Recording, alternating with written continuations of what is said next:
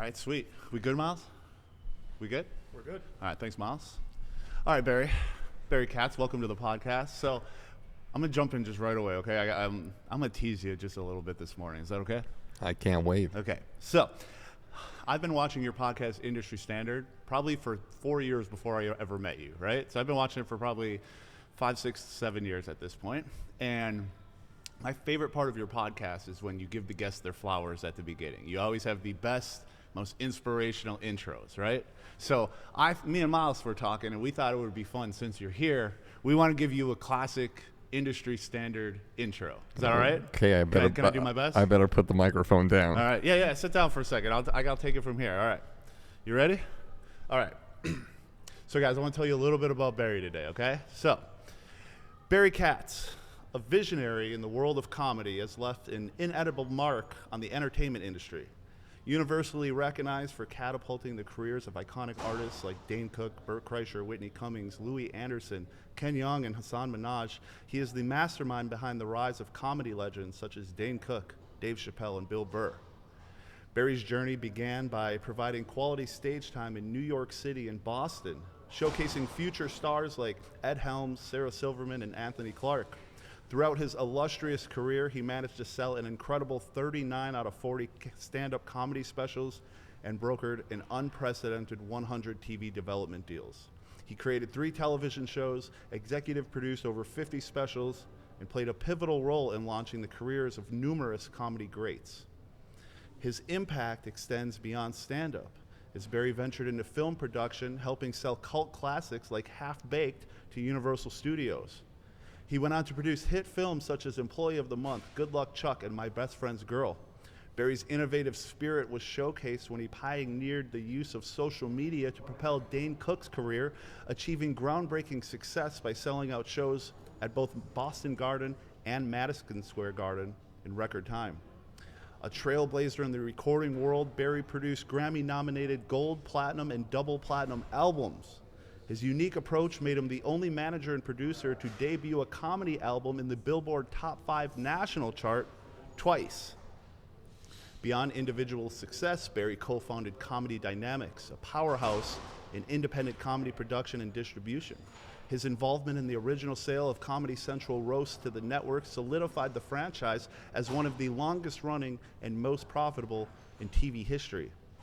Barry Katz's story is one of resilience, innovation, and an unyielding commitment to shaping the landscape of comedy. From delivering talent to small clubs to orchestrating massive sellout shows and blockbuster films, Barry's journey is a testament to the transformative power of passion, hard work, and a relentless pursuit of excellence.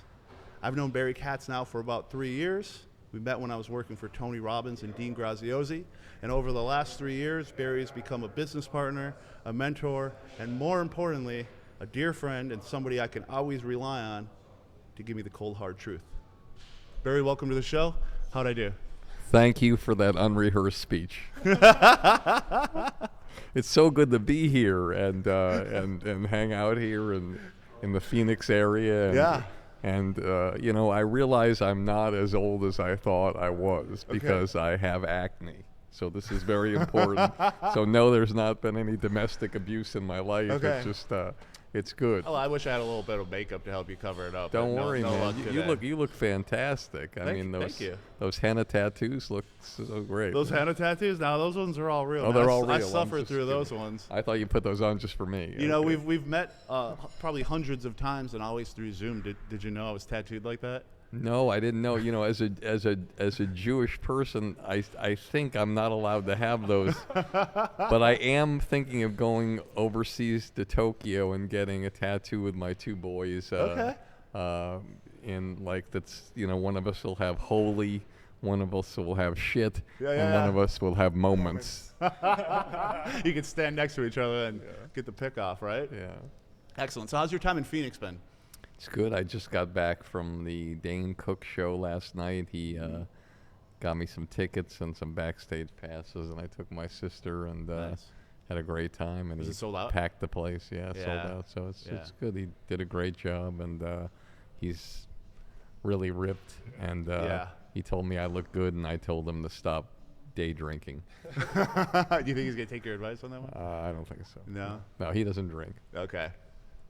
Very good, man. So, wanted to start off just a little bit by talking about like how we knew each other, because like it's been a long road for you to be here today. You know, this is the first time we've ever met, but like I said, we've probably done, I don't know, like 100 Zoom calls, and you know, we've talked on the phone for hours and hours and hours. You know. I know. I feel so excited to see you, knowing that I've made you tens of hundreds of dollars. It's all right. We're getting there. We're growing. You know, it seems to be working. You know, it's like a couple bucks more every time I get paid. So you know, that's all right. Gets me a cheeseburger or something. You know, and another tattoo. And another. Yeah, I usually. You know, I'm pretty consistent. No, it's I loved how persistent you were when you kept reaching out to me, and I think that's, for your audience, is one of the greatest things in the world, because so many times you hear people saying, "Oh, I didn't get that job," or I don't know what happened. You know, I interviewed and you know, I never heard from them. Well, did you follow up? Yeah. No. Yeah. And it's all about the follow-up and the persistence and back and forth. And you guys were so persistent. And, you know, your parents always tell you about that story about the rock and, you know, hitting it with the hammer over and over again and nothing happens. And then on the 100th hit, it smashes into a million pieces. Yeah. Well, it's not that one time. Yeah. It's all that time you hammered away. Yeah, And that's why I look the way I do, because you hammered away at me so much. It was awful. You and Miles. And you guys can't see Miles because, you know, he's in the background doing all the work that allows Jake to... They see him on my Instagram, though. They know Miles. To buy the gold chains. I like gold, as you can tell. You know, it's kind of my thing. Yeah. So I don't know if you, like, know the whole story of how I even found you, right? No, I don't So know I know anything. you know it's, like, because, like, when I used to work for Tony Robbins and I had that job, but the story itself is actually really funny to me. So... I think one of the reasons I was so like relentless in pursuing getting to know you is because I'm a giant comedy fan, like, for my whole life. Like, I love stand-up. Like, truly, I love it. And I used to live in Michigan in a town of 1,000 people. And in 2015, my kid was like 1 year old at the time. I had a small house in a small town. And I mean, I used to cut grass in my yard while listening to comedy podcasts. You know, one of them that sticks out is Legion of Skanks. Big J. Okerson would always mention you, right? Many times. So over the time, I did not know that. Yeah. That's where I first heard of you, by like Big J, or even when like Bert Kreischer would come on Legion of Skanks, he would mention you once in a while. And of course, everyone loves to do the classic Barry imitation. You know what I mean? So it's pretty sad how many people do this imitation. It's like, I wish there was an AI that could scrape the internet and pull every single time somebody's done it, like on the internet, and just give me one highlight reel. what's crazy is, and don't lose your place, is that people will do the impression on shows. They'll do them on live shows. Yeah. And like no one knows who the fuck I am, but they do the impression and they get laughs. Yeah, it's like the ultimate inside joke, right? Yeah. Yeah. So you used to hear those. Yeah, so I'm cutting grass in Michigan in a small town. You know, I was working construction at the time, and you know they're mentioning Barry Katz. So over You time, still look like you're doing construction, by the way. You think so? Yeah. I'm in my prime right now. All right, keep going. So I heard your name over and over just on comedy podcasts, right? And, you know, life moves on, and eventually I got a job and moved to Phoenix and, you know, met people, and I got my job working for Tony Robbins. And while I was working there was a girl that worked in customer service. She would just take complaints all day, right? And she was a comedy fan too, and, you know, get to talking in the break room. We realized, you know, we had similar tastes. We listened to the same podcast, so we would talk about comedy, like, literally every time we'd be in passing. And my job working for Tony Robbins was, I was an affiliate manager. So my job was to build relationships with celebrities and influential people, right? Her job was, when somebody that met some of those standards would come through the system, her job was to alert me and say, hey, this famous person just engaged with Tony's thing, and then I would have to go reach out to them and try to get them to work together. And I remember the day I was sitting at my desk, and she comes up to me and she goes, Jake, do you know who Barry Katz is? And I remember laughing, and I'm like, we talk about comedy every day. Like, of course I knew who Barry Katz is. I said it exactly like that. And she goes, he just blah, blah, blah, signed up for this thing, and we have his contact info. And you know, I was like, oh, can you please send that to me right now? And she sent it to me, and within 5 minutes of getting that forwarded email, I was on the phone with you, calling you. And originally, I was just trying to pitch and do my job. And I think that first time we talked, we probably talked for, I feel like we talked for like 2.5 hours that day. I remember pacing the mastermind room in Tony's office, just talking to you for way longer than I expected to. I expected to get about 90 seconds, and I got 90 minutes. Well, you know, you were a guy who really wanted to do great things, and I love spending time with people who have a vision, and it's weird, you know, I got the program so I could have everybody in my office like experience you know, what Tony was all about. Yeah. Even though like I know it sounds odd, I've never listened to Personal Power. I don't know. I mean, I probably didn't listen to any of that program, but I had them transcribe it, I had them do it, I had them read it, I had them look at it all. Yet myself, I never really looked at anything except I think I looked at a few videos and I said, I can't believe this guy who's at the top of his game, you know, has a set like that. Like if you look at the set that you have here, it's like it's not too bad, 100 times better than his set. Yet, you know, the guy has probably 17 islands in Belize. Yeah. So he literally does. Yeah. We clearly trade him. Yeah, we trade out for that for sure. Yeah. I'll take an island or two. But I was really, you know, I was really blown away by what a great pitch man you were, and what a great, you know, it's your audience. I don't know what your audience is or who they are, but who's ever listening, you know, it's all about the sale. Everything is about the sale, and people think, what are you talking about? It's like if you go out on a date, you're trying to sell yourself to that person, so the dress falls to the floor or the pants fall to the floor. If you're at a accountant's office and you're trying to get new business, you're trying to show them you do great work, and so they'll refer you to somebody. If you're Coca-Cola and you're in the stadium here and Pepsi's in the other stadium, you're going over to try to sell them to get that account. This building here, chances are it's not 100% full, and they're trying to get more people in. And if you're a comedian on stage, or a musician, or a magician, or a jazz pianist, you're trying to show people how great you are, so they'll talk about you, and they'll help you gain more audience and more money. It's crazy, but that's all it is. And so, yes, you were in a sales job, but that's a skill set that's really important. Look at my son, we talked about, sell sneakers, high-end Jordans like the ones you're wearing. And it's all about doing great work and getting 5-star reviews, so people... And so his Instagram goes from like 300 to over 1,000, and he goes from $100 to 20,000.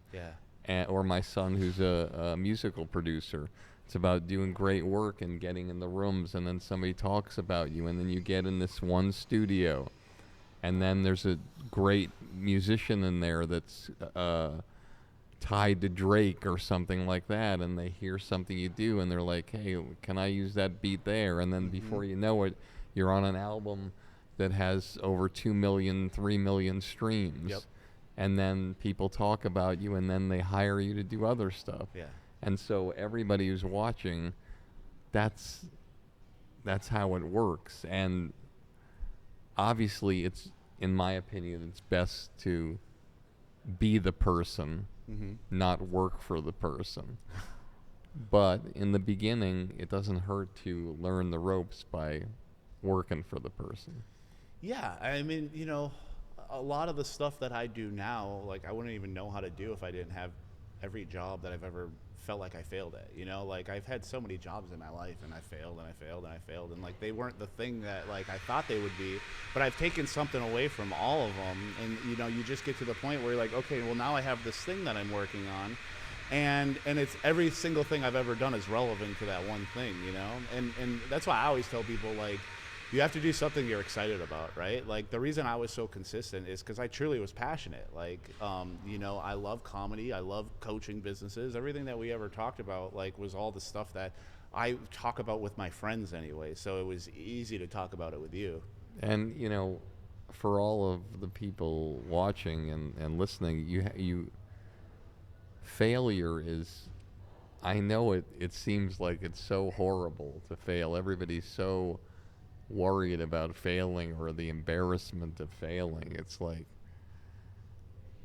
I mean, if you don't fail, you're a fucking loser. Right. I mean, if you don't fail, you are never going to get where you want to go. Yeah. You have to fail. Mm-hmm. There's no one I know who's won every time. Yeah, there's people I know who win every time, and they're like, they might be driving Uber. Hey, I won every time. The fare came in, my money went in the account, it came, I drove, and whatever. Yeah. But those are no risk businesses. Mm-hmm. No risk. But as they say, no risk, no reward. Exactly. And in comedy, which I am a savant about, I get frustrated when I see a lot of comedy. Not frustrated like, oh, I'm disappointed in comedy and whatever. But for those of you who watch comedy it's like a puzzle that's being presented to your audience. And the puzzle is such that you want to make it so they can't figure out the puzzle until you solve it on stage. Yeah. And the harder the puzzle is to solve, the more laughs you're going to get. Mm-hmm. The bigger the surprise. And it doesn't matter if it's a long, long story that's like a minute or too long. Or look, Rodney Dangerfield would show you the puzzle in 5 seconds. Yeah. 5 seconds, he would just tell you a story that had all the elements. It was just incredible, I went to the bartender. I said, surprise me. He pulled out a picture of my wife. So right away, we know that he drinks during the day. He has a relationship with his bartender. He's away from his wife at the bar. Yep. And the bartender's fucking his wife. In 5 seconds, we know, what's happening. Yep. Oh, my wife is a bad cook. I mean, I don't think meatloaf should glow in the dark. So we know that she's a bad cook. Yeah. He hates the food. Right. And then he makes a joke about it that, I was an ugly kid. My parents' bath toys were a radio and a fan. It's like, whatever, or my parents hated me, or whatever it was. Yeah. To like Sam Morrill, who does this long, wonderful, detailed bit about the Holocaust, which is, you when he starts talking about it, you think, oh my God, where's he going with this? Right. And then he talks about, there were 100,000 people in the camps that weren't Jews. Can you imagine what it was like for those people? And then I'm paraphrasing, but he'll do all these lines like they'll walk up to a guard and say, excuse me, I think there's been some kind of a mistake here. So it's the unexpected sale, the sale of the material. And so that's what I love about comedy. And if you study comedy, you can look as far back as I was watching a clip of Jackie Mason, of all people. For those of you who don't know, you talk about perseverance. Jackie Mason was one of the first people ever to get canceled. Okay. So long ago, everybody, there was one show on television where you had an opportunity to shine and sell to the world that you were great. Mm-hmm. It was the Ed Sullivan Show. It was on Sunday nights. It was a live show. That's where the Beatles launched. Mm-hmm. They won on that show. They were doing Shea Stadium. Yeah, crazy. So, and comedians would go on too. And so he was the first one to really get canceled after Lenny Bruce. It was a live show. So, again, I don't know all the circumstances, but Ed Sullivan was giving him a sign, hey, you got 2 minutes to wrap it up. Mm-hmm. And then when Jackie got off, he said, I got 2 fingers for you, or I got a finger for you, or whatever. The famous middle finger incident. Yeah. And he was blackballed from the show, and he had to go to court. He won a decision to get back on the show. Really? And he went back on for 7 episodes. Then he got canceled again, and he made it huge in his 60s. Yeah. in a show called The World According to Me when he had nothing. Yep. And on Broadway, and he became huge and made money, and he won a Tony Award, and he won an Emmy Award, and I think he won a Grammy Award too. But you could just watch his first set on television, one of his first sets from like 62 years ago. And it's this incredible weaving story about going to the therapist and how the therapist says, you know, you hate your father. I don't hate my father. Well, you hate your sister. I don't hate my sister. Well, that's your problem. You argue too much. You know, it's like, and it's just this whole thing that just keeps going and going and going. And he's presenting the story to where you have no idea what's happening. Yeah. And when you have no idea what's happening in comedy, it's tied to the sale of you showing the audience what you're doing and how you're doing it. It's unbelievable, Jake. It's like you look at how it is. I always say that it's like the greatest horror movies in the world. Yes, some of them do really well when they show the knife on the kitchen table 20 minutes in. Yeah. There's many of those movies that do really, really well. And I equate those to the comedian who's a phenomenal entertainer that packs places all over the place, but no one is going to mistake for Dave Chappelle or Chris Rock. Yeah. But they're packing the place, and you're like, wow, it just seems like they're telling funny stories. Like, why are they? Because, you know, they can show the knife on the table and still be successful. But the greatest comedians of all time never show the knife on the table, and then it's like the movie Saw. At the end of the movie, you're like, what the fuck? Just that was there the whole time? Yeah. I can't fucking believe. And you don't tell your friends about the jokes, just like you don't tell your friends about the ending of Saw. You say, you got to see this. Yeah. And you pass it around, and that's what the sale is, and that's what comedy is, and that's what makes people great. And people will shit on comedians all the time when they become big or they seem to rise really quickly. It's like, I look at Matt Rife, who opened for Dane Cook for a long time. Yeah. And it's like, He's with Chappelle now, isn't he? yeah, well, he did a show with him. So did Dane, by the way, in Boston Garden as a surprise. Nice. Chappelle brought him on. It was amazing. But the point is that people look at what somebody does, and if it's successful, they're the first to shit on it and giggle and laugh. Oh, well, he's just doing crowd work. It's like, you don't know what this person has gone through to get to where they're getting there. Yeah. And everybody has their own path. And Matt was doing a lot of material before he was known for the crowd work. But it wasn't hitting the way he wanted it to hit. Yeah. So he discovered another algorithm.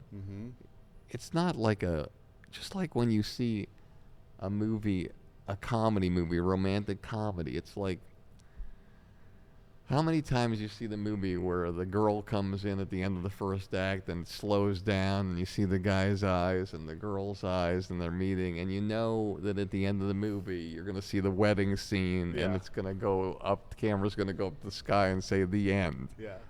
You know, so it's the same in comedy. Like, there's formulas. Like, Don Rickles was doing crowd work in the 50s, Buddy Hackett. That doesn't mean it's bad, but it's very rare for somebody to do crowd work and sustain for their whole career.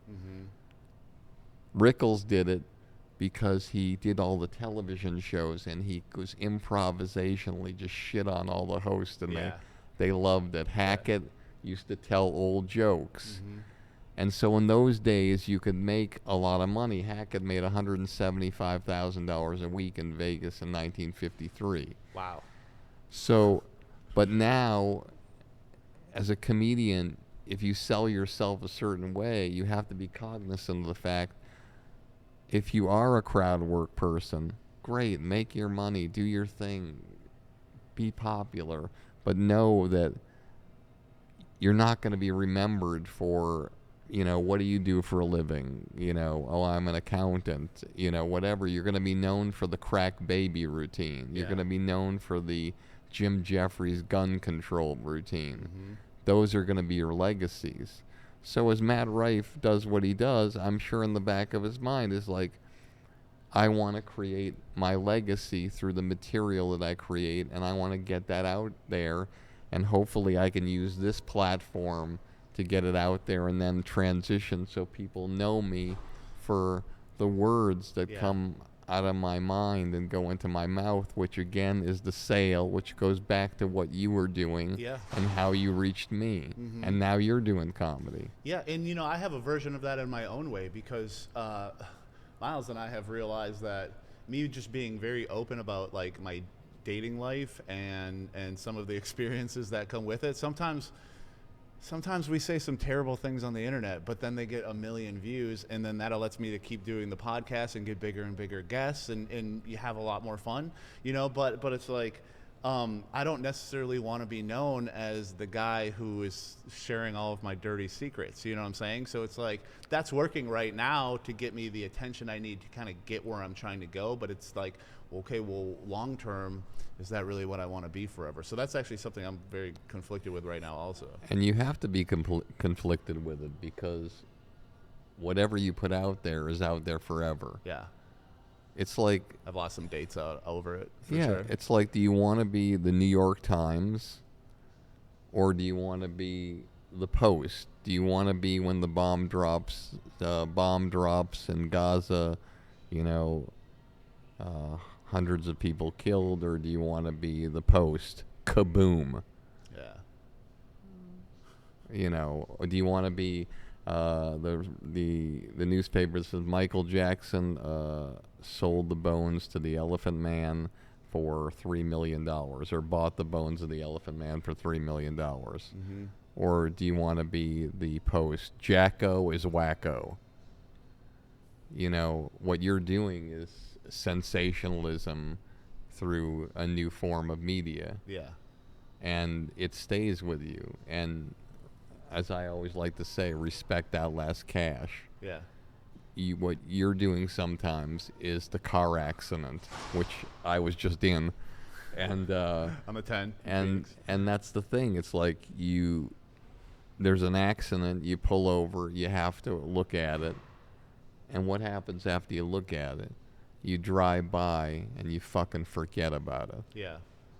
But what happens when you see something that's so memorable that it stays in your mind and in your soul, and you keep thinking about it? There's so many things I think about, like in comedy. Like, I think of the Bob Newhart driving instructor routine. I think of, Chris Rock's black people and N-words. Yeah, classics. I think of Jim Jeffries' gun control bit. I think of these things that blow me away and stay with me for the rest of my life. Mm-hmm. I think of a line that some guy, Bob Nickman, said, when I first saw him go on stage in 1985, he walked on stage and he said, I don't have any money right now. I'm saving up money. No, I don't have a girlfriend right now. I'm saving up money so I can get a really good one. I'll never forget that line. Or he said, you ever walk into somebody's house and you break a vase and all of a sudden it becomes a vase. These are the things I remember. Yeah. And they stay with me. I'm not gonna, it's not gonna stay with me that you had sex with a girl and then there's another girl in the waiting room ready to come up or something having to do with whatever, the threesome with, what did you say? Threesome with the dog? Yeah. So now, unbelievably, I want to share something with you. Okay. This is weird. I've never talked about this before. Okay. So I used to represent Bobcat Goldthwait, who, first of all, was my roommate when he first started. Really? In Boston. Yeah, he came down from Skaneateles, New York. Wow. He was brilliant. I'll never forget, like, I was in an open mic night when I first met him, and I was ready to go on stage, and I was doing really well. And I'm about to go on stage, and there's a tap on my shoulder, and I look back. Don't see anybody, and I'm focusing on going on, tap again. I look over, I look down. There's like a 5'5", 5'7". I don't know how tall he was. He was wearing a hunter's hat. You know, the crisscross red and black? Yeah. Hunter's jacket. Yep. Hunter's pants. Classic flannel. And Elmer Fudd boots. Yeah. And he's like, hi, my name is Bob. I just wanted to wish you, my name's Bobcat. I just wanted to wish you good luck. I'm going on after you. And I'm thinking, this poor motherfucker. I went on and I fucking killed. It was one of my best shows I ever did. And you know, in your mind, you're like, oh, God. Some comedians are like, take that, motherfucker. I was like, God, I feel so bad. And I went to the bar. I said, good luck. I sat at the bar. And he just went on stage. And it was like he grabbed, I'll never forget, he grabbed us like that. And he said, I lost my job. I mean, I didn't really lose my job. It's just when I go there, there's this new guy doing it. Fucking wave of applause. I'm like, he's already crushed me with the first line. Oh, no. And then it goes and he's screaming and he's scared and whatever. And then his last line, I'll never forget the callback. I lost my girlfriend. I didn't really lose my girlfriend. Just when I go there, there's this new guy doing it. I'm looking for roommates. Thank you. Good night. Standing ovation. Like for a white guy in a comedy club. I'm like, oh my God, I'm such a fucking loser. This guy is killed. And he sits down next to me and I say, great job. And I said, you're really looking for roommates? He said, yeah, I came down from Skinny Outlet. I don't know where I'm staying. Yeah. And I was an RA at Miles Standish Hall at Boston University, and there was this broom closet that I had. And I snuck him in, and I got a bed from somewhere, put it in the broom closet, and he stayed there for months. Really? And he got a job passing out flyers for the Comedy Connection. Yeah. And for those 6 months, he said, I got this job, I'm getting money, whatever. And then at the end of the school year, when I went to clean out the closet, I open up the closet and like thousands of passes just fall all over me, like you just nothing, never passed out anything. Yeah. And then I got an apartment and we lived together, and then I gave him my first show at Play It Again Sam's, my first comedy club on Wednesday nights, and he had that show. But to make a long story longer, that ties into your thing. So when I'm representing him later, he's married or engaged to Nikki Cox, who then, believe it or not, married another client of mine, Jay Moore. Okay. So it was a crazy time. So Bob wrote this really edgy script. It was an incredibly edgy, powerful script that he made into a movie about a girl, a teenage girl or a girl in her 20s was home alone, her dog. She was lonely, and she had some form of sex with the dog. I don't know if she blew the dog or if she gave the dog a hand job or if she, whatever. Just this moment that we all know has happened in the world at some point in time. Right. It's happened. But the girl was alone in her place, and it shows that something happened. And then she has a regular life that the viewer sees. So the viewer in the movie sees this incredible girl. She's a wonderful girl. She's sweet. She's kind. Everybody loves her. She's got a great job. And she eventually meets a guy, great guy, has a great relationship. And then she decides that she loves this guy and she wants to tell him that what she did long ago in her lifetime. Yeah. That she has kept inside her whole life. and then she tells him, and he can't handle it. He starts telling everybody, and then the whole world now knows that this girl, this wonderful, sweet girl who made one, I know, horrible, albeit crazy, horrible mistake in her life that nobody knew about until she said something. And true to form about what you're saying that you're doing in your social media, Yeah. it came back, and this woman whose life was the perfect life, they thought she was the perfect girl, unraveled, and she lost everything. She lost her man, she lost her family, she lost her church, she lost everything. And it was that kind of movie with that trajectory until she finally starts.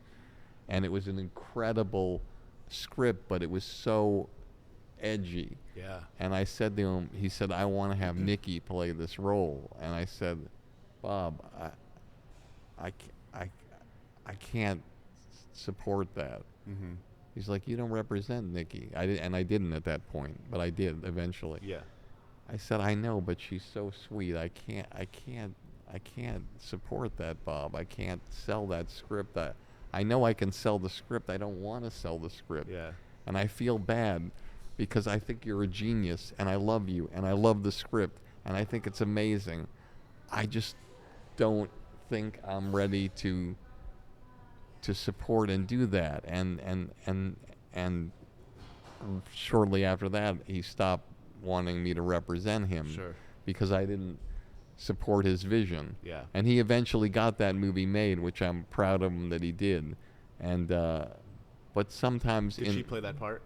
No. No. But sometimes in this crazy world of representation or comedy, there's things that are being done, and I don't think it can help you. Yeah. As great as certain things are, I don't think they can help you. Mm-hmm. And when you are an artist, you have to figure out what those things are. If you are on social media, whatever, you got to figure out what's going to be the long game for you and what's going to be the short game. Yeah.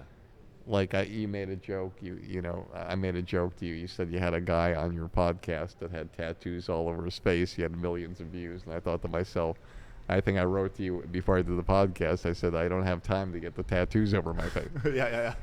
This will be probably your lowest rated podcast of all time.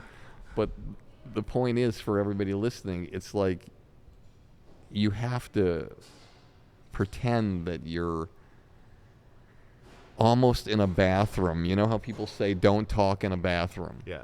Because you never know who's going to be underneath the stall. You're like, hey, the boss sucks. I hate that fucking person. And you hear the flush, and then the guy comes out of the... out, yeah.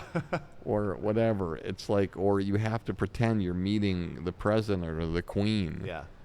And granted, you might say, well, then how come Bert Kreischer is filming his asshole getting tanned by the sun? Right. Because that's the lane that Bert chose. Mm-hmm. And he's riding that lane, which was the #1 party animal in the country way back when he was a kid. He's riding that lane, and that's who he is. And so he's staying true to who he is, and that's what people love about him. Yep.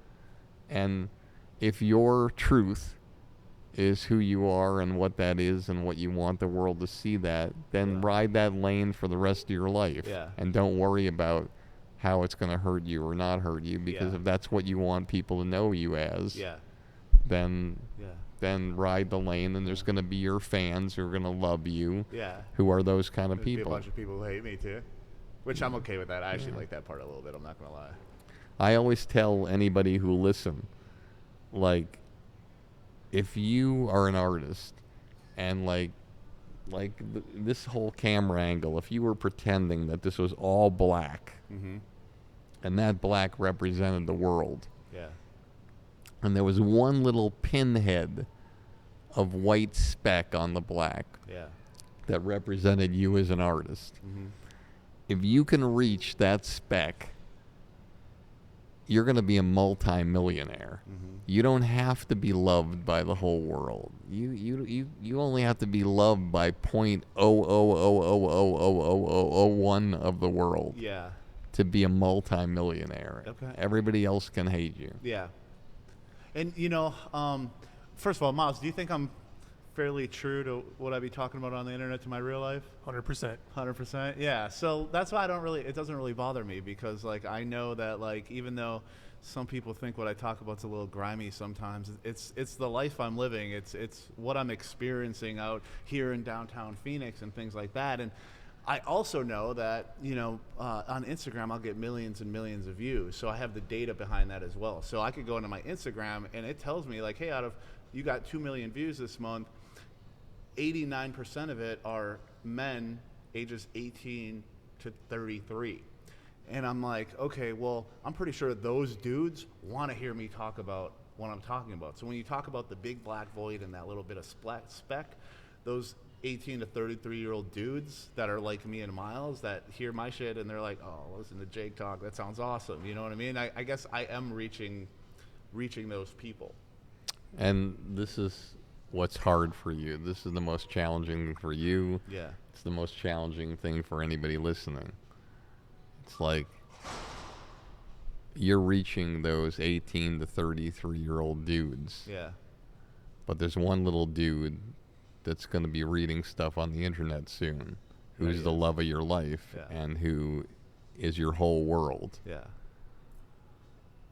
And you have to make the decision, what's the most important thing for you? Yeah. Do I create something that my boy is going to be proud of, or do I create something that my boy is going to look at and be like, holy shit, this is my dad? Yeah. A few weeks ago, I caught him on his phone watching my videos. Luckily, he was watching the ones where I was giving business advice. They were older ones. He found them on YouTube. He hasn't found the new ones. However, he did tell me his mom let him have his first Instagram recently, just kid stuff. And he did inform me that his mom made him block me on Instagram because dad be talking about too bad of stuff on there. So at first he was like, yeah, I got you blocked. I was like, why? He's like, mom made me. I was like, why would she make you block me? He's like, she said you talk about bad stuff. And I'm like, yeah, she's right. She's right. So I had to give my ex-wife, my flowers on that one. You know what I mean? Mm-hmm. She wasn't wrong. So, all right. So we're about a little more than halfway through our time. I definitely have a couple specific things I want to ask. I told you, you ask one question, it takes me 45 minutes to answer it. We weren't unprepared for that, Barry. We've got to know you well enough this last year where we were prepared to let you talk for about 40 minutes and then jump in. So we do have a couple of things we want to chat about. So one of the things is when you interviewed Troy Bond, you mentioned your first ever psychedelic experience that you had. And this is something Miles and I have discussed. And you said that you experienced nothing and you felt nothing. Are you an alien or secretly a sage? And have you tried it again since? Because the only one I've ever heard of doing psychedelics and not having any experience was Ram Dass's guru Maharaji. It was Maharaji and Barry Katz. I know, it was like so bizarre. Like for those of you who don't know what I did, which I doubt you would, I had this man that I worked with who's fantastic. His name's Garrett Gunderson. He's a money guy. He's written 5 books. He's incredible. And I worked with him on his comedy career and shooting a special in Utah. And I spent a lot of time with him. And I always spent a lot of hours with him. And one of the things I always believe in, which which is not necessarily the best business practice in terms of financial, is I like to over-deliver. I like to spend more time with people. Yeah. But there's only so many hours in the day, and so, but I would love to spend a lot of time with him and work with him on his career and his comedy. And I mean, he did an hour special after working with me for like 2 years or a year and a half, and he hadn't even been doing comedy. Yeah. And so he gifted me this thing called The Journey. Mm-hmm. And I don't even know if you can find it on the internet. You'd have to look it up or whatever. But it was a $7,000 thing. And I flew to Utah and went to his cabin in the middle of nowhere in the winter. And I'm there with a few people that I don't really know. Some I know from his group, maybe 8 people. And apparently, there was some kind of glitch in the business system. Everybody makes mistakes in their business or whatever. And so these people from the journey, they reached out to every single person who was there and prepared them for the journey. But they didn't reach out to me. Yeah. And I just thought, I'm going there and I'm going to learn what's happening. And so these people come around, they talk in front of the fireplace, and they're like, welcome to the journey. You brought your notebooks, your pens, your headphones, your music, your recordings. And I'm just looking around like, I don't have any of these things. I don't know what the hell they're talking about. And as we told you in the instructions, what's going to happen now is we're going to give you 3 sets of pills to take that's going to get you woozy. And I'm like, what? What pills am I taking? It's like you're telling your children never to take anything, never to go to a party, never to take anything. And this fucking guy you don't know who looks like something out of like a fucking Barnum, the Ringling Brothers or whatever the hell it is, or they're these weird kind of wonderful people, but they have the eyes of the children of the corn, and they're handing you the cup with the pill in it. Take the purple. Does Barry have the purple one or the green or the red one? Does anybody have the information? Here you go. Just take the purple one. And you're like, okay, I'll take the purple one. Yeah. And so I'm with these, and raise your hand when you feel woozy, and we'll take you into your room. Yeah. I'm thinking to myself, what the hell is going on here? Like, I didn't know this was what it was. Yeah. And so they kept giving people pills, and then they'd raise their hands, and then they'd take them into these rooms that I didn't see where they were going. It's like, and suddenly I just look around, and I'm the only one in this living room by the fireplace. And they're like, okay, Barry, you feeling anything yet? No. Okay, Joe, you want to get another pill in here?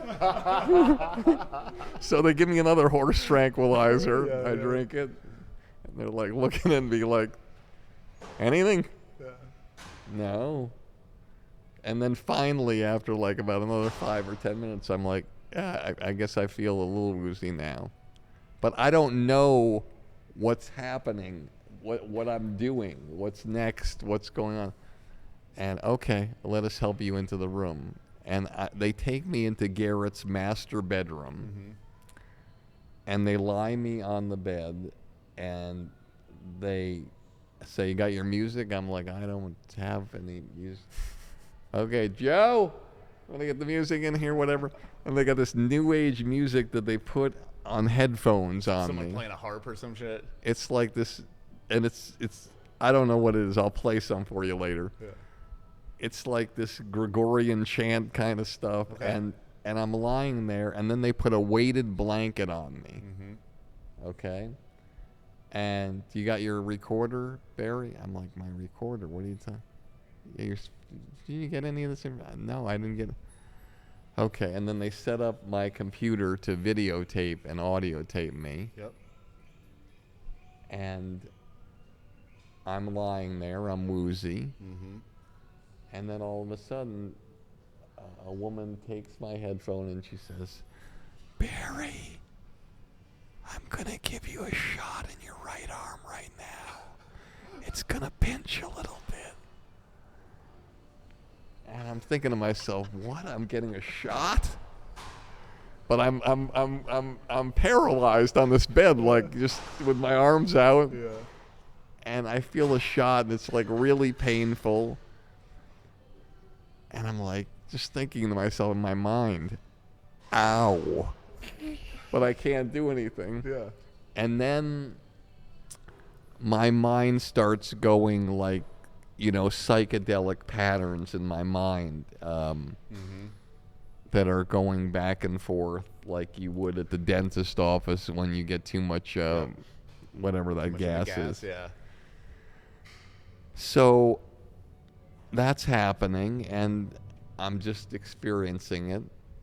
And they said beforehand that I was going to be talking a lot and being very verbal, and later on I would listen to all the things that I said, and I would be able to take notes about that, and it would help me in my business life. Sure. And it's going to be like a 3 or 4 hours I'll be through this, and then I'll come out of it, and I'll go in the living room, and we'll talk about it. Yeah. So I'm lying down after the first shot. I'm hearing shit from the other rooms. Mommy! Mommy, don't do that to me. Daddy, don't hit me. You know, like, how dare you do that to me? Yep. You're so mean. Their deepest memories are all coming out. Yep. Like, and I'm thinking to myself, what the fuck is going on in this house? It's like a haunted house, and I'm just lying there, and I'm like thinking, I can't get out of here because I'm like hallucinating. I can't get up, and I've got the eye thing on, and all of a sudden the other ear thing comes out. Hi, Barry. It's me again. I'm going to give you a shot in the other arm. I'm thinking to myself, what the fuck? Am I a heroin addict? They're putting shots in both arms. Yeah. Put the shot in the other arm, and then more hallucinations. And throughout the time, I just remember the headphone going up. Barry, just checking up on you. Are you okay? And I just go. And that happened about 3 or 4 times. Until finally a headphone came up, and it was Garrett, and he said, Barry, are you okay? I'm like, Barry, I think you should get up now. I don't want to get up. Barry, you've been out for 12 hours. Everybody's been in the living room for like 8 hours. We've had lunch and dinner and discussing our feelings, and you want to get up. It's like, it's like 11 p.m.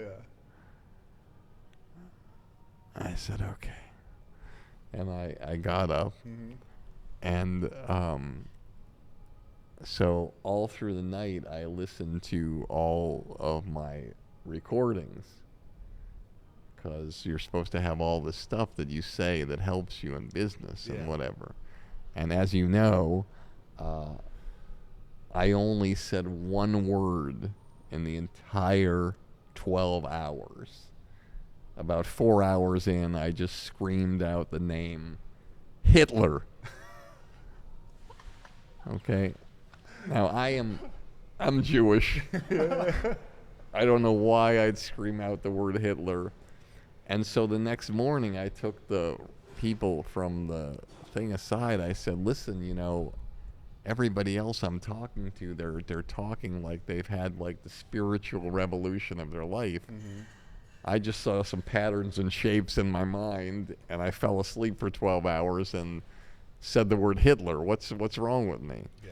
And they said, Barry, sometimes I know some people don't believe in this, but sometimes in a past life, you were a rabbi or a shaman or you whatever, and you gained all the spiritual things you needed, and these things don't have that kind of effect on you. They have a nice relaxing feeling on you, and it's a wonderful experience, but it's not like something that's a revelation. And I would do it again in a heartbeat, just for the fact that it's wonderful to be in a situation where the world stops. And again, for those of you listening, if you can find anything in your life that's work related, mm-hmm. where there's a pause button on all your stress, all your feelings of anxiety, everything, then you got to do that as much as you can, and whenever you want to do it, or however you can. If it makes you money and you can make money from it, great. Mm-hmm. It's like I can guarantee you there's 2 times in your life mm-hmm. when you have no thought process or any stress at all. Yeah. It's the minute you pick up a mic and start talking, mm-hmm. and then the stress starts the minute you put it down, or the minute a woman picks up your mic and starts talking to it until she puts it down. Uh-huh.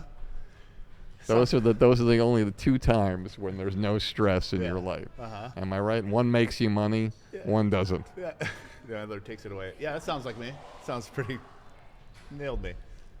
So that was my experience, and so. Did you ever find out what it was? No, it's a secret blend that they've got from South Africa or whatever. I don't know what it is. Nice. And I had bruises on both my arms. Like, I was really, honestly, I wasn't happy with the experience and how they presented it to me and how they ignored certain things and I didn't have an understanding. Yeah. But I was unhappy with the bruises, but I would still do it again. Yeah. Nice. All right. That's a good one, Miles. Miles, I got to give Miles a nod for bringing up that topic. Miles deserves many, many nods. I know. I keep trying to get a third mic on him. We got a mic on him now. I'm trying to get a camera on him. Get a little producer man camera. Can I ask Miles a question? Yeah, please. Yeah. Off mic? Yeah. So, Miles, you have you're in a relationship, right? That's right. I always am curious about this because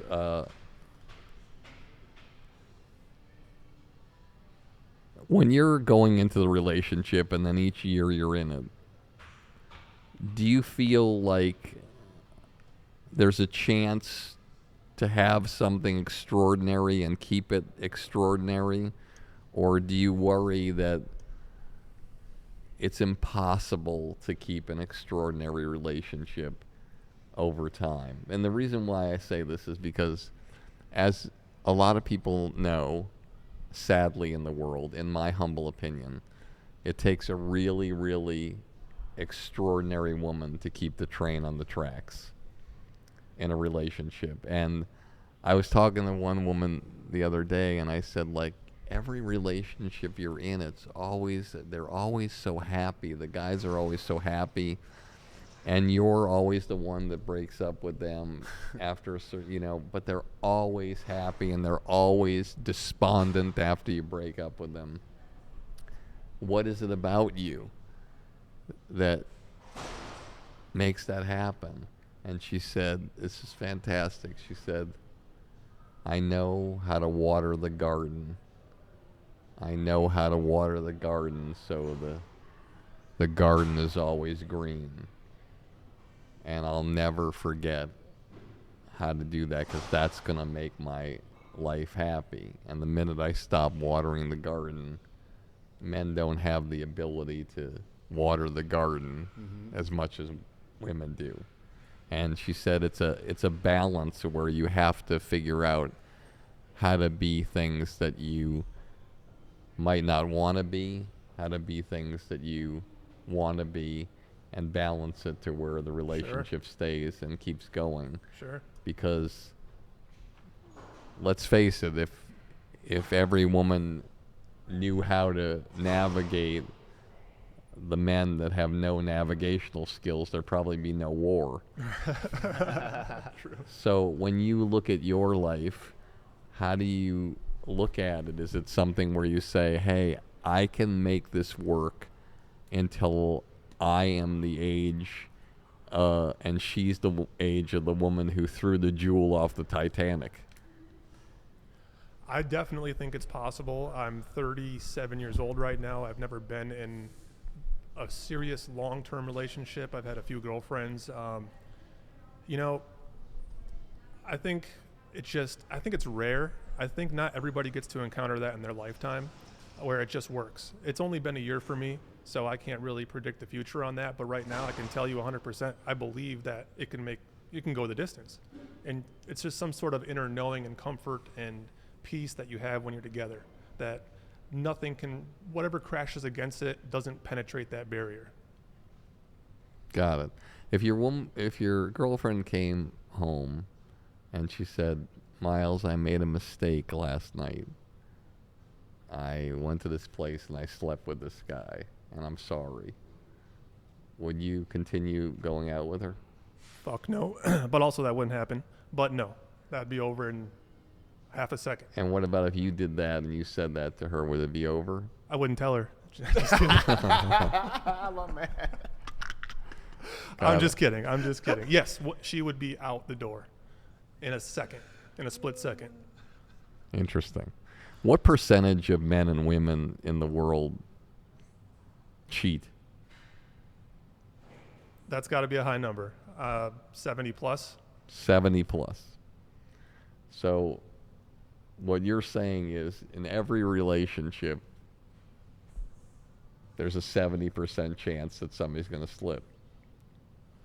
See, I was always the philosophy when I was married, like I told my wife that I said, listen, if something happens and you slip, I just want you to know, like, I'm here. I'm not going to see my children, every other Sunday because you fuck the bag boy. It's like I can handle it. I'll work it out. I'll figure it out and whatever. It's interesting you said my dad died when he was 37. And you're 37, so it's fascinating when you said that. It just hit me. Wow. And also something that hit me for both of you in your audience. My mom was married twice. One husband died at 30. My dad died at 37. And I always asked her, if you had to do it all over again, would you still, if you knew that they were both going to die, would you still have gotten married? And she said, I wouldn't change anything. Yeah. She said, and this goes for you, and it goes for you too. She said, most men and women never find love. I found it twice. I'm the luckiest woman in the world. And so that's something that's very elusive. Mm-hmm. Right. Especially in Jake's life right now. It's very elusive. I find it every weekend. It's funny we talk about it. We're living polar opposite lives right now, Jake and I. Yeah. He was married for so many years. I was single. Now I'm in a long-term relationship and he's single. And the parallels are hilarious. Yeah, now you don't buy condoms anymore, and he buys his at Costco. Exactly. Something like that. I do okay here. The city of Phoenix loves me. I'm a man of downtown. Meanwhile, I live in the East Valley, and I just put up a Christmas tree, so. I'd love to be your wingman. Anytime, man. Anytime. I could see how it all happens. Maybe there might be hope for me.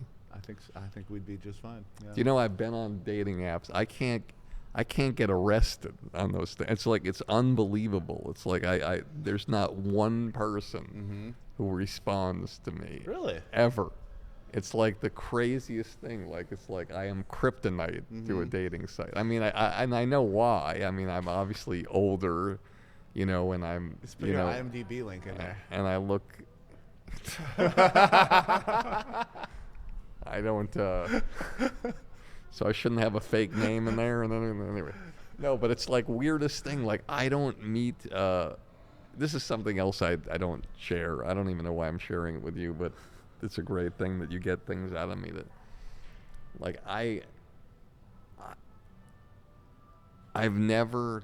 I think I might have told you once. I never have gone up to a woman in my lifetime, a stranger, and said, "Hi, my name's Barry. What's your name?" Never. Not one time. Yet, if you asked me if I ever worry about meeting anybody, I've never worried about it. I've always met people all the time. Yeah. And also on the dating thing, it's the same thing. Like nothing. It's like I should just go and hang out at women's prisons, and I would have a better shot of maybe. No, that would be a good shot, but it's just the way it's been. But I always meet people, and I always hang out with great people, and I've been fortunate to be around really extraordinary women, and very grateful for that, because every man, just like an artist, just like a comedian, you want to feel alive, and what makes you feel alive is performing and getting great laughs. And what makes you feel alive as a guy and a girl is when you just have that companionship that's like magical, where I don't know how your audience feels because it's a different time, but for me, like, if you're sitting across from somebody with a wooden block between you, and there's somebody serving you food and drinks, and you start and the restaurant is packed with a waiting list, and you finish the night and you're the last people in the restaurant, that's when you know that something great is happening. And also, for anybody listening, the other person doesn't have to be the greatest storyteller in the world, but one of the greatest things that you know is that you have to have great stories. Yeah. If you're out there in the world and you don't have great stories, you're dead. You're not going to make money. You're not going to create great relationships. You're not going to meet great people. You have to have so many stories. Like Jay could just do a wheel of just something and say one subject heading, whatever it is. He could just randomly say something to me. And I know it sounds cocky, and I don't mean to be cocky, I know I'm going to tell you a story that's going to blow you and your audience away. Yeah. That's just the way my life has been. Yep. It's crazy. And so that's how I feel about that. All right. So speaking of the way your life has been, last thing I want to cover is Miles and I want to do a little kind of 6 degrees of separation. So I'm going to say some names, and I just want you to tell me, it doesn't have to be long, just the first thing you think of each of these people, because you've had the This segment sounds familiar. A little bit familiar, yeah. we listen, I told you, we're picked it half, up we're somewhere. half just replicating your show. I always say, study greatness, imitate greatness, become great. We learned it from you. All right. Okay, so these are some of the people that obviously people are going to know, and as a comedy fan, you know, it's not like the fame part is cool, but like you actually know these people, right? To me, these are just legends I see on TV and YouTube, right? But you have had inside access. You have probably seen some of these people's insecurities and things Miles and I will never know about, you know? So you have like a little bit of an inside hit on some of these. So I'm just going to say some names and just give me the first thing that comes to mind, okay? Sure. All right, first one, Dave Chappelle. Kind, sweet, gentle, just so much love for his mom and his dad and his grandmother, and so that's the one side. The other side is his mind worked at a different way that other people's minds work, and so if you're a comedian, sometimes you're writing stuff and you're like wondering, why am I doing a routine about Popeye having an orgasm? And Dave Chappelle is doing a routine on, you know, his first routine that I ever remember him doing. It's how edgy and amazing it was. He said, I came to New York, I went to Washington Square Park, and I found out the history. Back in the old days, they used to hang white people and black people on different trees. I thought to myself, can you imagine the protests back then? The black people, we want to be hung on the same trees as y'all.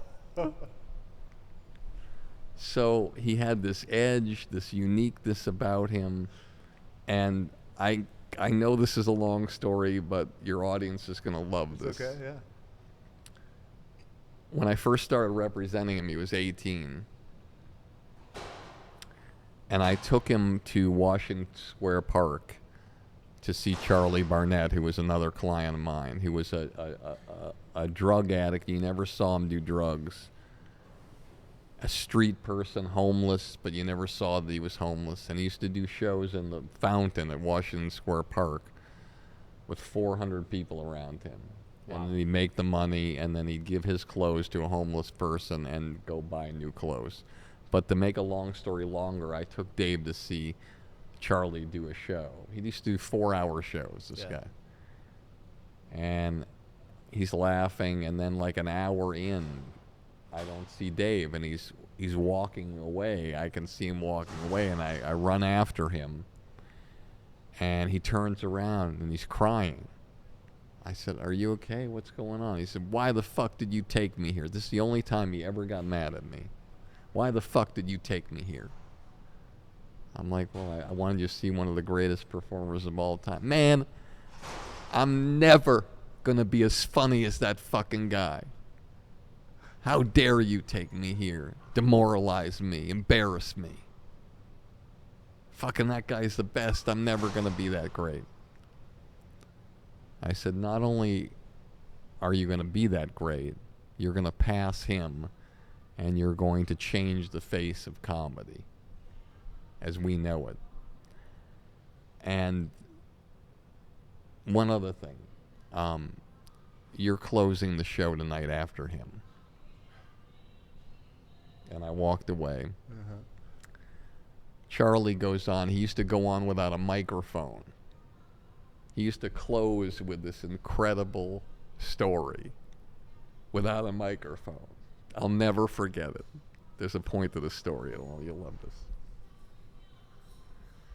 He used to say, I lived in the projects. He used to have have this raspy voice.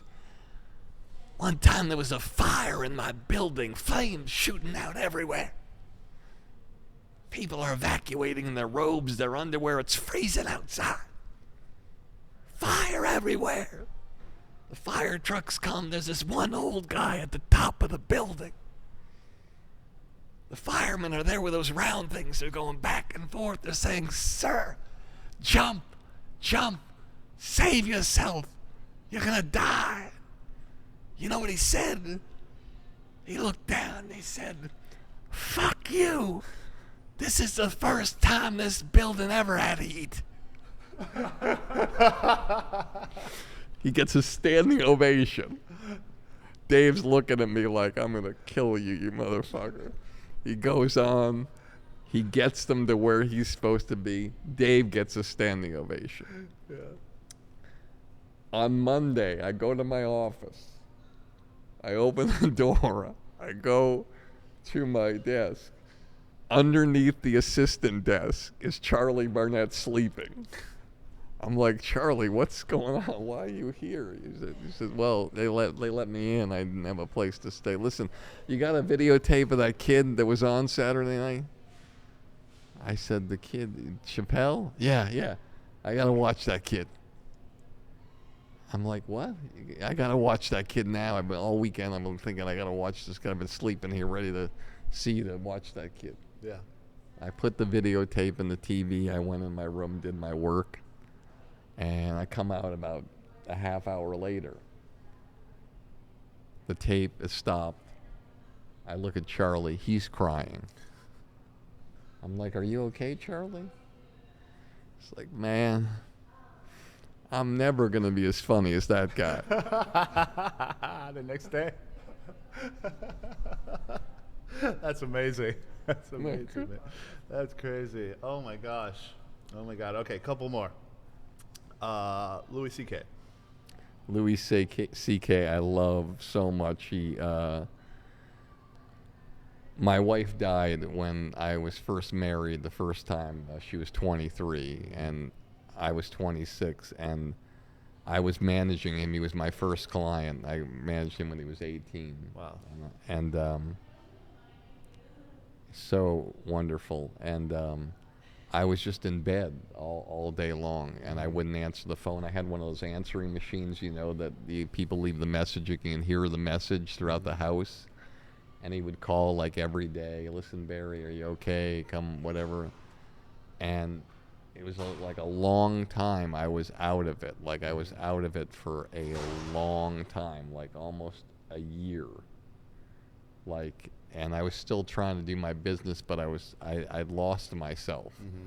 And it was Christmas time, and he kept leaving me messages, and finally one of the messages said, listen, you are invited to our house for Christmas, and if you don't fucking get out of bed, I am going to come over there and drag you over here. And he kept talking. You better pick up. You pick up. I'm going to still keep calling. And it would beep, and then he'd call. You pick up, Barry. You pick up. And finally, I was just like, fuck.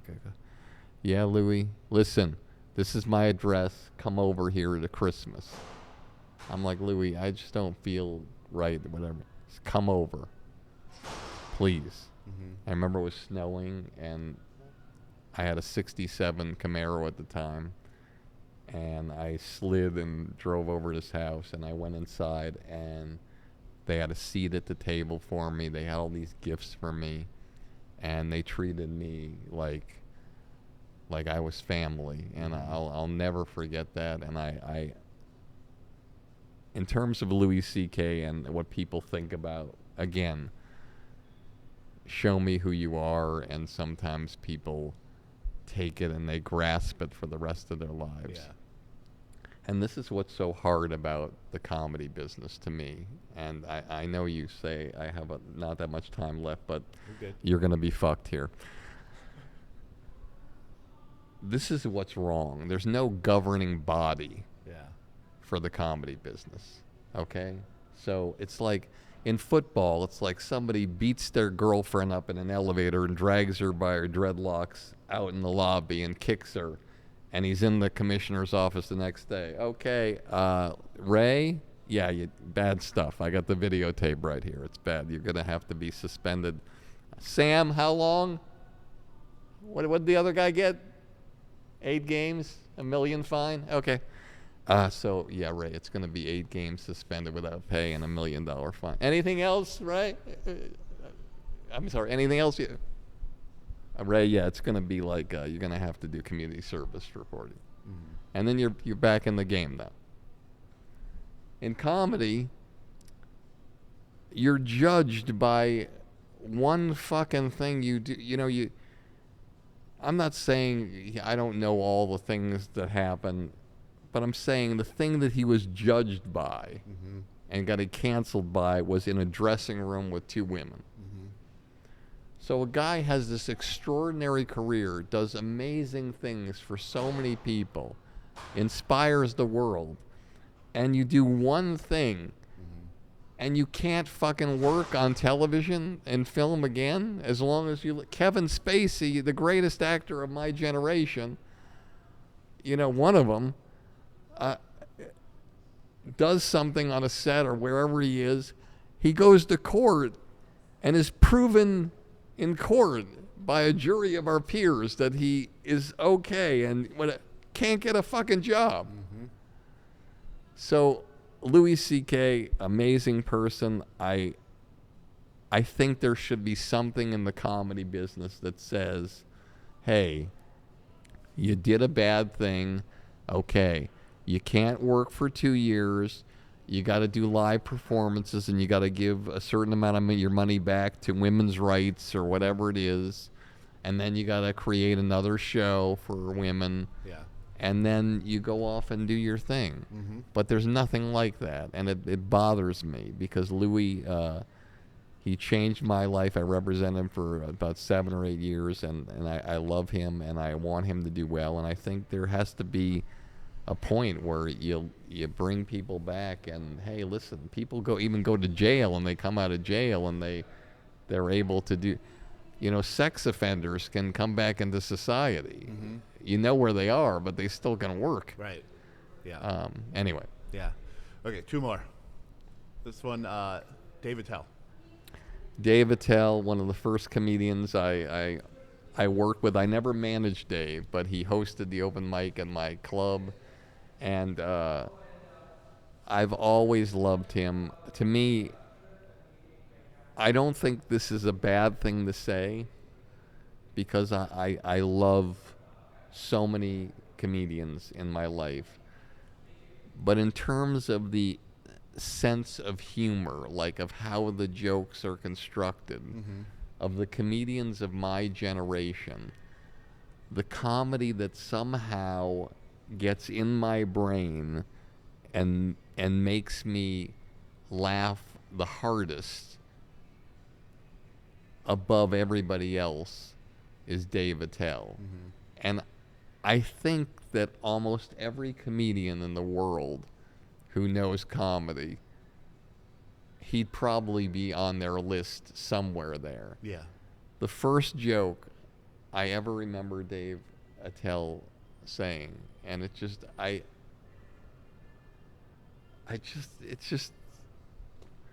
he said, I went into a Gap clothing store with my friend. He goes into the dressing room, He comes out. He's wearing overalls. He said, Dave, what go with these? I looked at him. I said, I tell you what doesn't go with those. Jobs and women. Again, it comes full circle to what we talked about earlier, the puzzle. Yeah. So my friend goes into the dressing room. He comes out with overalls. He said, Dave, what go with these? So the answer to the question, the audience member is like a gerbil. They're going through, well, what is it that he would say here? And normally you would think it's a joke of what does go with those, and he's gonna, they might say, hey, a tractor, a plow. Yeah. And that the audience would already figure that out. But Dave does jokes, it's like, I don't like to travel, not because I don't like seeing the sights, just because my father used to beat me with a globe. It's just like there's no way the audience is figuring out the puzzle. Yeah.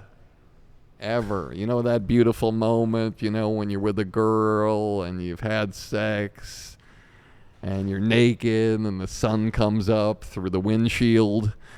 It's like the puzzle is not, you can't figure it out, and so it's so funny. And that's for every artist who's a comedian listening. Clever wins the race. I know what you're saying. There's multi-millionaires who aren't clever. Yeah, that's true. And there's number one draft picks to win the NBA lottery for somebody who had not as many balls in the hopper. Mm-hmm. But I always like to say, your career is that glass lottery thing, and all your things in your career are those numbers. And the numbers that you choose to win the lottery, you want to make sure you have as many of those in there as possible. So when you talk about the things you're doing online that are helping you, those don't help you win the lottery. Mm-hmm. Those are helping you win the other lottery, which is the views lottery. Yeah. But in terms of comedy, it's the cleverness of the routines that are going to take you to the promised land. You don't even have to kill as hard as another person. I'm sure that Sam Morrill wouldn't be mad if I said, hey, listen, he's a lower key guy. He's not going to kill as hard as the guy who's running around the stage and clever, mm-hmm. or not as clever, or whatever. But he's always going to get my respect and every comic's respect. Yeah. And so Attell was that kind of guy who he didn't move around a lot, but he had the clever and the puzzle that you couldn't figure out no matter where he went. You never knew. Yeah. And even when a joke didn't go over well, I remember he used to do this thing that I used to love, where it's like the joke would bomb and he'd just take the microphone and he'd go, let me turn this to funny. So I love Dave Attell, a big part of my life and career, and I just saw him in New York, and he hung out with my sons and inspired them, and cool. And he actually, the reason why I interviewed Troy Bond and a few other young guys is because Dave took me aside at the Comedy Cellar alone, and he said, Barry, can I share something? And I said, sure. He said, interview some of the young guys. Mm-hmm. Stop interviewing the older people and the people who made a difference. Interview some of these young guys that are making a difference. Yeah. And I took his advice. Yeah. Love that. All right, last one. Patrice O'Neal. Patrice O'Neal is a guy I knew from Boston. His name was Bruiser. He went by Bruiser O'Neal. I met him through a comedy team called Cato and Moran, or Cato and Moran. And it was Steve Cato, who since passed away, and Tommy Moran, who is now a comedian preacher. And he came to New York, and Patrice was the kind of guy who, it's hard to understand people who don't take care of themselves. Like, it's always hard, no matter how evolved you are as a person, to not see somebody who's 350 pounds and ask yourself, if they can't figure this out, that this is not going to be good for your body, your heart, and your instrument, then what's the reason, and how does that drive their comedy? Are they angry? Are they taking it out in a certain way, or whatever it is? And I used to book Patrice a lot. I booked him a lot in colleges and events like that. He was always a very challenging and difficult guy because he just wanted to do things his way. There's a lot of comedians who haven't been respectful of the light on stage. He was a guy that would go long a lot of times. He would do a lot of things on stage that were controversial. And then off stage, he was so fucking funny, and he would come up with so many fucking ways to shit on me. I'll never forget the first time I think I met him. Or the first time he came to New York, he came outside the Boston Comedy Club, which was my club where so many people came through. And I said, "How you doing, Patrice? Welcome to New York." He said, "Man, look at those teeth. You could eat an apple through a white picket fence." And he just always had that thing. And, you know, like Kevin Hart would go on and he'd be trying to just do something. He'd finally be turning a corner and Patrice would be in the back just tackling him, just ruining his set completely. He'd just like fuck with people all the time. But I think when people pass away, they're revered. And I think the comedians loved Patrice when he was alive. They loved him after he passed away. And I don't know him in the way that the comedians know him that way, even though I knew him and I was around him all the time. I just know him as a guy who complicated winning. Okay. And I never understood why people self-sabotage themselves. And I guess we're all broken, and that's why a lot of people in comedy do what they do. But, you know, I would much rather like to be talking about Patrice as he's living as opposed to not. Yeah, I hear you. Last question. Okay. Last question's a little bit selfish. This is the shortest interview I've ever done. What is this? It's like an hour and 25 minutes or something? Yeah, it's the longest we've done. No, it's all good. So last one's a little bit selfish, and this is what Miles and I work with you on, the blueprint. I don't want to let you get out of here without talking about that a little bit. You know, what I love most about, you know, what you do with the blueprint for success is I feel like you would do it regardless of anything you got out of it. I don't think, we talk all the time, I don't think it's money, I don't think it's influence. It seems to be something you genuinely enjoy. So, like, just real quick, like, how do you define what the blueprint is, and you know, what is it about it that really, you know, brings you joy? Well, first of all, one of the first things that brings me joy is that I'm sitting here with you and Miles. And when I thought of the idea for the blueprint, I had a bunch of amazing young people working with me. I had done something really crazy. I rented a studio. I built out this whole studio in Malibu. And then the pandemic hit. So I built it all out to do a radio show, the podcast, and the pandemic hit. And I have all these young people working with me that want to do great things. And I always wanted to do this thing to try to inspire people, but couldn't really figure out what I was doing. And this wonderful woman, Mareka Wara, came from another area of the country and said, I'm going to help you do this, and I'm going to work, and we're going to launch this thing in a big way.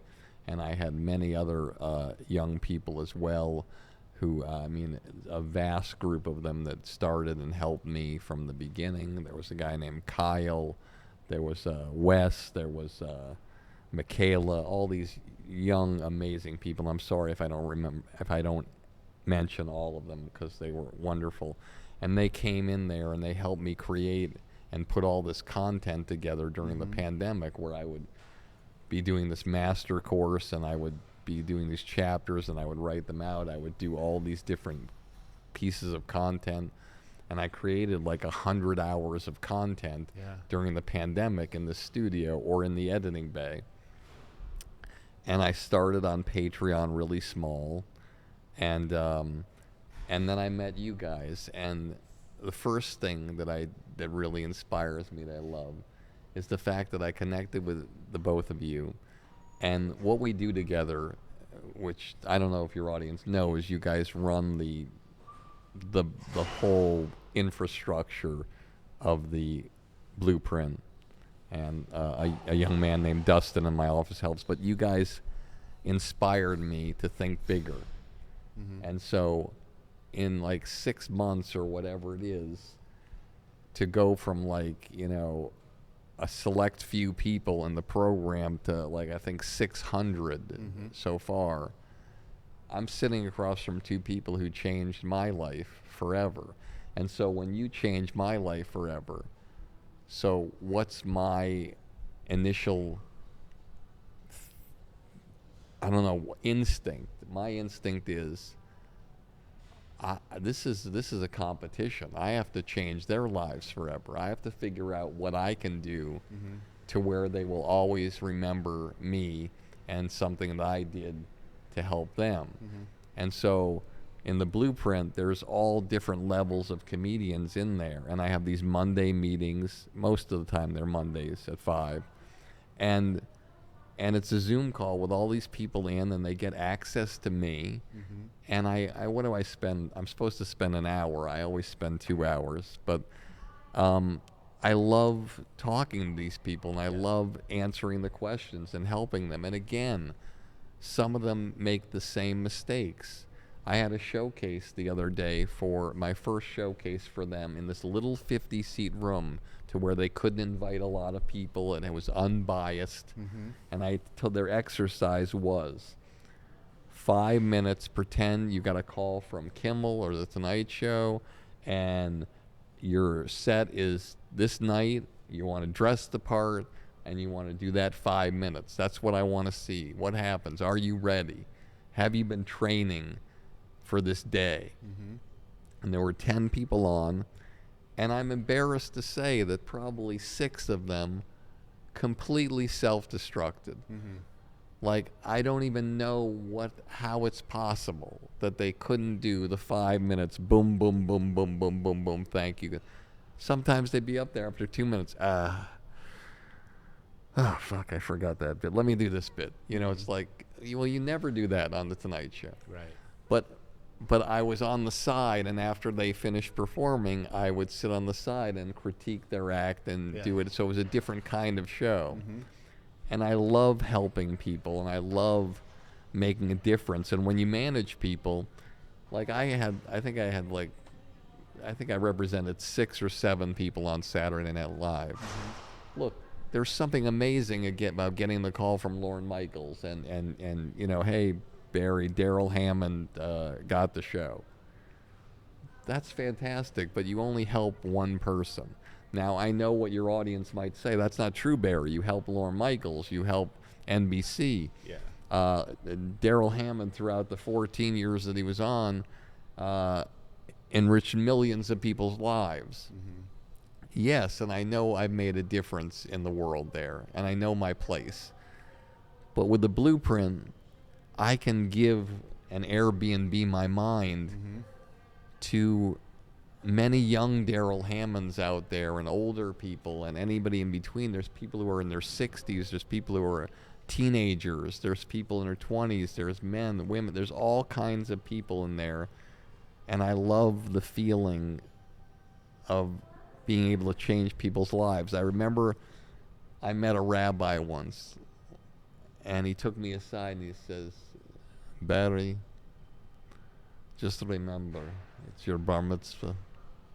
If you can change one person's life in your lifetime, you've done your job. And I listened to that guy like he was like God. Mm-hmm. And now in my life, I would love to go back there and look that rabbi in the eye and say, what are you, fucking crazy? What are you, fucking crazy? I'm going to inspire one person and help one person?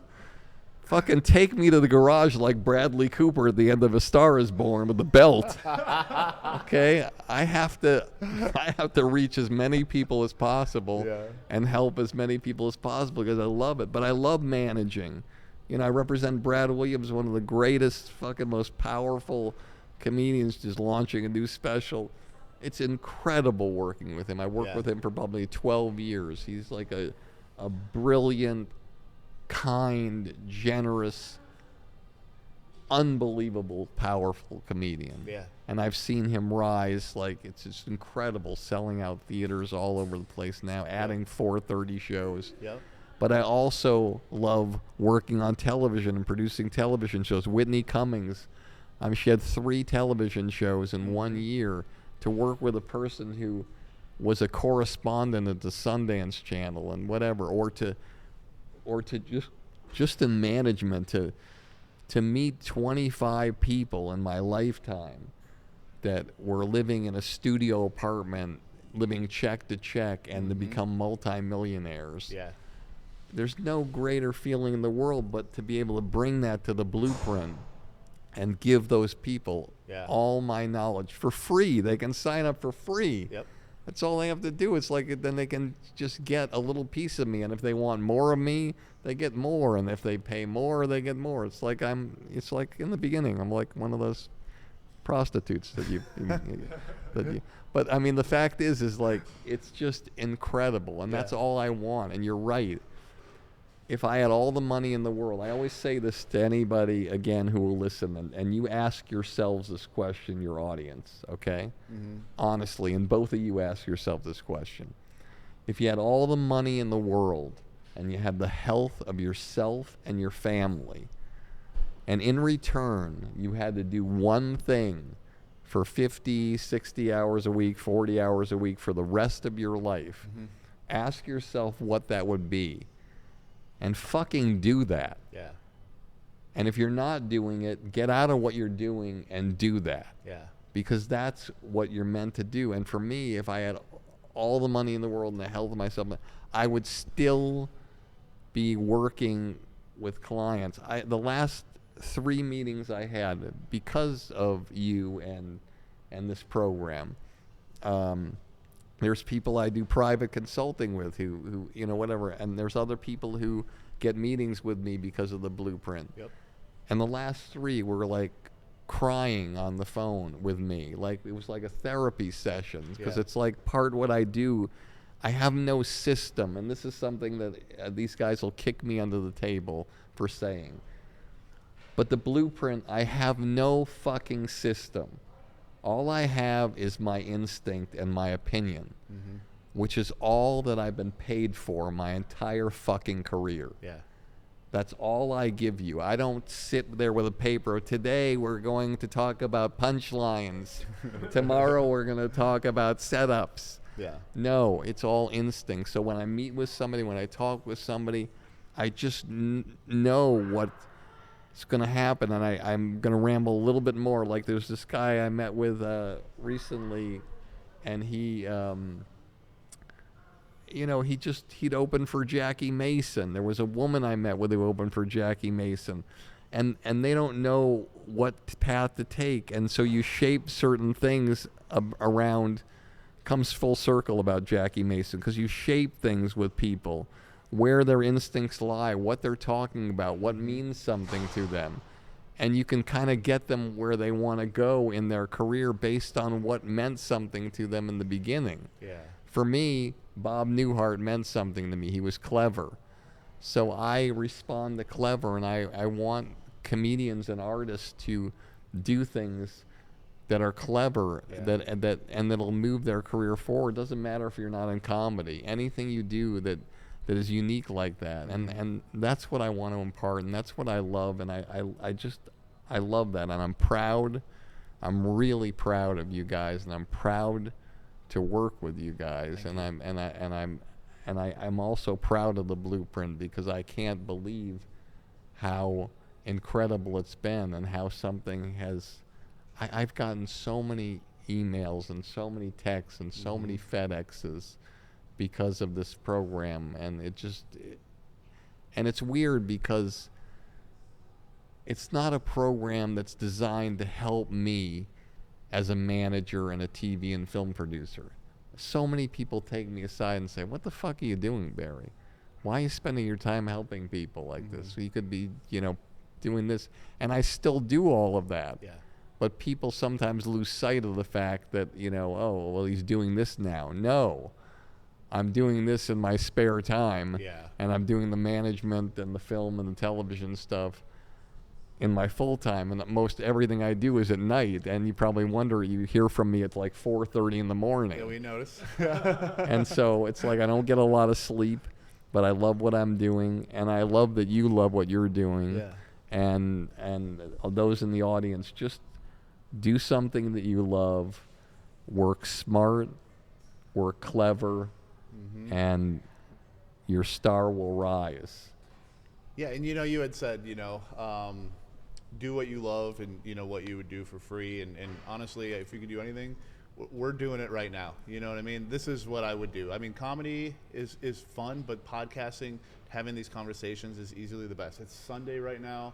We got here at 8:30 in the morning. Like, this is the only thing in the world that Miles drove 45 minutes to be here at 8:30 in the morning. So, like, this is the only thing in the world that would get us to do that, and it's because we love it. So, this was fun, man. I'm glad we finally got to connect. I'm glad after all these years we finally got to meet, have this great conversation. So, we appreciate you coming out to see us. I appreciate it too, but I would be remiss if, Miles, you don't come here and you don't sit right here so the audience can see how wonderful you Miles. are. Come on, Miles. And how much we revere you.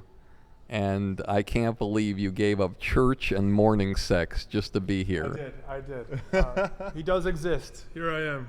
Thank you. Now they can see how handsome you are. There you go. How's my hair? People say that we are like, you're like my son. Yeah, we were wondering. Were you in northern Michigan in 1985 by any chance? Because we're still searching for my biological father. No, but I was in Phnom Penh, and that's another story. But brother out there somewhere. But thank you so much. I just wanted you to know. I wanted you to be on camera and let you know how proud I am of you guys and how much I thank you so much. We love you so much. Yeah, we really do. We you. talk about it all Thank the you. time, man. Thanks a lot. All right, guys. Thanks for sticking with us. This is Jake, James, and friends. We'll see you next time. All right. Awesome. Sorry it was so long. No, it's okay. No, there's no rules.